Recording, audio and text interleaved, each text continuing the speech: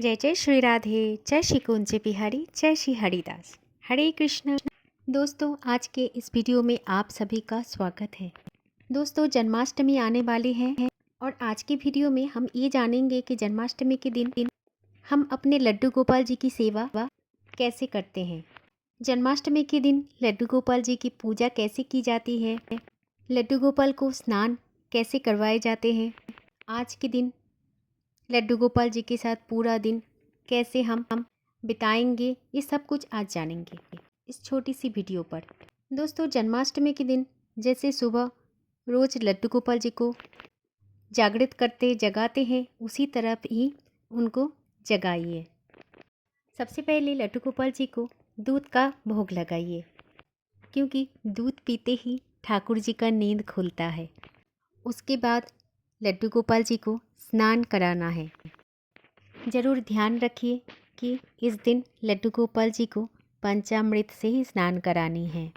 दोस्तों, जन्माष्टमी के दिन लड्डू गोपाल जी को 2 बार स्नान करानी होती हैं। एक बार तो सुबह उठने के बाद स्नान करते हैं और दूसरी बात रात के 12 बजे के बाद जब उनका जन्म होता है, उसके बाद एक बार पंचामृत से स्नान करवाना है। दोस्तों, रात को जन्माष्टमी के दिन लड्डू गोपाल जी को पंचामृत से स्नान कराना ज़रूरी होता है, क्योंकि आज जन्माष्टमी के दिन लड्डू गोपाल जी की बर्थडे होता है, इसलिए बहुत ख़ास होता है और उनके भक्तों के लिए भी ये बहुत ज़्यादा खास मायने रखते हैं। इसलिए 2 टाइम ही लड्डू गोपाल जी को पंचामृत से ही स्नान कराएं। पंचामृत से स्नान कराने के बाद उन्हें शुद्ध जल से स्नान कराना है। उसके बाद लड्डू गोपाल जी को नए पोशाक और आभूषण धारण करवाइए। दोस्तों, जन्माष्टमी के दिन 2 नए पोशाक लड्डू गोपाल जी के ज़रूर लेके आना है, क्योंकि एक पोशाक दिन में धारण करवाइए और एक पोशाक रात को पंचामृत से नहाने के बाद उनको धारण करवाइए। और पंचामृत से लड्डू गोपाल को स्नान कराने के बाद वो जल नहीं फेंकना है, क्योंकि वो प्रसादी बन चुका होता है और उस प्रसादी को घर के सभी लोगों के बीच में बांट देना चाहिए। उसके बाद लड्डू गोपाल जी को इत्र से मालिश करना है और उसके बाद ही लड्डू गोपाल जी को नए पोशाक पहनानी है। ये भी कोशिश कीजिए कि जन्माष्टमी के दिन उनके लिए सभी ज्वेलरी नई हो और नए नए चीज़ों से उनका श्रृंगार कीजिए। और उसके बाद जैसे आप रोज़ लड्डू गोपाल जी को पूजा करते हैं, ठीक उसी तरह से पूजा कीजिए। अगर हो सके तो ताज़े फूल से ही उनका श्रृंगार कर सकते हैं।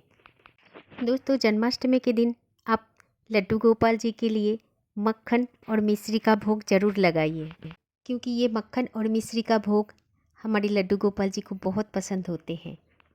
उसके अलावा आप जो भी सामग्री उनके पूजा के लिए लाते हैं या फिर भोग लगाने के लिए लाते हैं, वो समस्त भोग सामग्री आप ज़रूर लड्डू गोपाल जी को पवाइए। अगर आप चाहते हो तो उस दिन 56 भोग भी पवा सकते हैं उन्हें। दोस्तों, 56 भोग दिन में आप किसी भी समय समर्पित कर सकते हैं। अगर रात को भी आपको 56 भोग ही लगाना है तो उनके जन्म के बाद भी आप 56 भोग का समर्पित कर सकते हैं। एक बात ध्यान में रखना है दोस्तों, क्योंकि व्रत हमारा होता है, लड्डू गोपाल जी का व्रत नहीं होता है। उनका पूरे दिन का सेवा हमें उसी तरह से करना है जैसे कि हम रोज़ करते हैं। उससे भी थोड़ा ज़्यादा अच्छे से करना है, क्योंकि आज लड्डू गोपाल जी का जन्मदिन है। दोस्तों, हमारा जन्मदिन होता है तो हमारे लिए जैसे स्पेशल होता है, वैसे ही लड्डू गोपाल कृष्ण कन्हैया के जन्मदिन भी उतना ही स्पेशल बनाना है हम सबको। भोग निवेदन करने के बाद आरती ज़रूर करनी है और आरती करने के बाद आपको लड्डू गोपाल जी से क्षमा याचना ज़रूर करना है। क्योंकि हम मनुष्य हैं और भूल त्रुटि तो हमसे होता ही रहता है, इसलिए हम क्षमा मांग लेते हैं भगवान से। इसी तरह से आप लड्डू गोपाल जी का सुबह का पूजा अर्चना कर सकते हैं।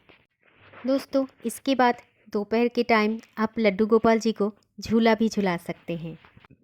और इसी के बीच बीच में आप लड्डू गोपाल जी को भोग भी समर्पित करते रहिए, क्योंकि लाडला को भूख बहुत लगता है और झूला झूलना तो उसे बहुत पसंद है। तो इसी तरीके से आप लड्डू गोपाल जी को खुश रख सकते हैं।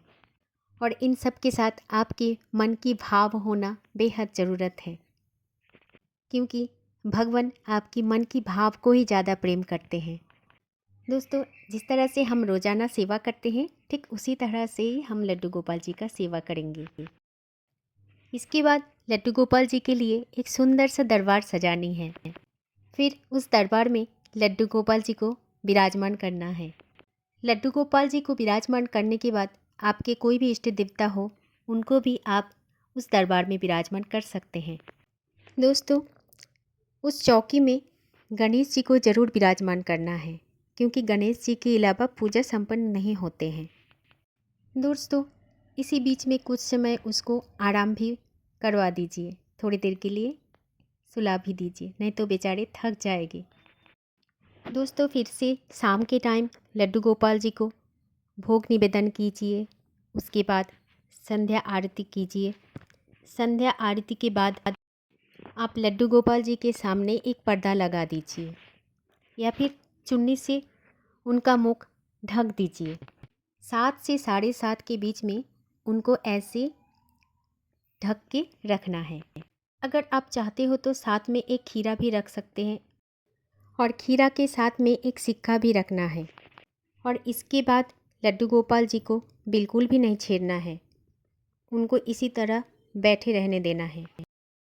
उसके बाद रात की 12 बजे जब भगवान श्री कृष्ण का जन्म हो जाएगा, तभी आप घंटी बजाकर, ताली बजाकर, शंख बजाकर उस पर्दे को खोलना है। और दोस्तों, इसी तरह से हमारे लड्डू गोपाल जी का जन्म होता है, भगवान श्री कृष्ण का जन्म होता है।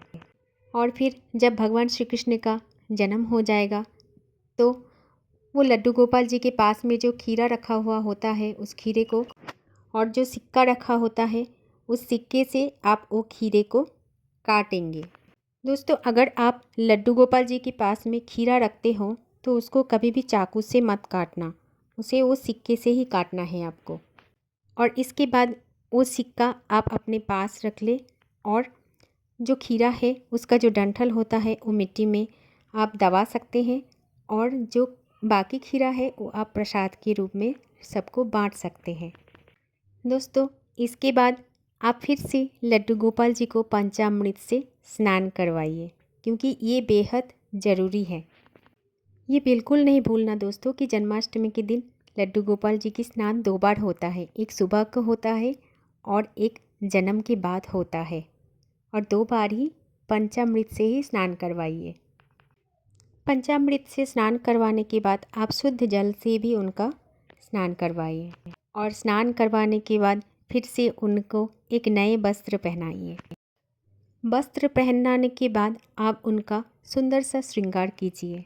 अगर हो सके तो इस समय का भी श्रृंगार का सामान आप नए ले सकते हैं। और फिर लड्डू गोपाल जी को उनके आसन में विराजमान करना है, और उसके बाद लड्डू गोपाल जी को फिर से पूजा करना है। अगर आप लड्डू गोपाल जी के पास में गणेश जी को बिठाया है तो गणेश जी को भी ज़रूर स्नान करवाइए, और फिर आप तिलक भी लगा सकते हैं। और इसके बाद शुद्ध देसी घी का एक दिया प्रज्वलित कीजिए, और आप कर सकते हैं तो लड्डू गोपाल जी के सिंहासन का फूलों की सजावट कीजिए, क्योंकि लड्डू गोपाल जी को तो फूल बहुत पसंद होते हैं। और उसके बाद लड्डू गोपाल जी का भोग लगाइए, और दोस्तों, भोग में धनिया पंजीरी ज़रूर समर्पित करें, और धनिया पंजीरी के साथ ही जन्माष्टमी का व्रत खोला जाता है। और उसके साथ आपके घर में जो भी भोग आप बना सकते हो वो बनाकर लड्डू गोपाल जी को समर्पित करें। और इसके बाद आप पूजा में दक्षिणा ज़रूर समर्पित करें, क्योंकि दक्षिणा के अलावा पूजा समर्पण नहीं होता। भोग लगाने के बाद आप ज़रूर लड्डू गोपाल जी की आरती करें। लड्डू गोपाल जी की नज़र तो ज़रूर उतारना चाहिए। दोस्तों, भोग की समर्पण के बाद आप लड्डू गोपाल जी को थोड़ी देर झूला में झुला भी सकते हैं, और इसके बाद आप ज़रूर लड्डू गोपाल जी को लोरियां सुना के सुला दीजिए। कुछ लोग तो उन्हें झूले में ही रख देते हैं, लेकिन झूले में नहीं रखना है, उनको भी सुलानी है। दोस्तों इसी तरह से आप जन्माष्टमी के दिन सेवा कर सकते हैं लड्डू गोपाल जी का। दोस्तों अगर आपको आज की जानकारी अच्छी लगी हो तो कमेंट में ज़रूर राधे राधे लिखिएगा और जन्माष्टमी के दिन अच्छी तरह से लड्डू गोपाल जी की सेवा कीजिए और खुश रहिए। राधे राधे। जय श्री कुंज बिहारी, जय श्री हरिदास। वीडियो अच्छी लगी तो ज़रूर शेयर कर दीजिएगा ताकि आपके जैसे सभी लोगों के पास ये जानकारी पहुंच जाए। जय श्री राधे राधे।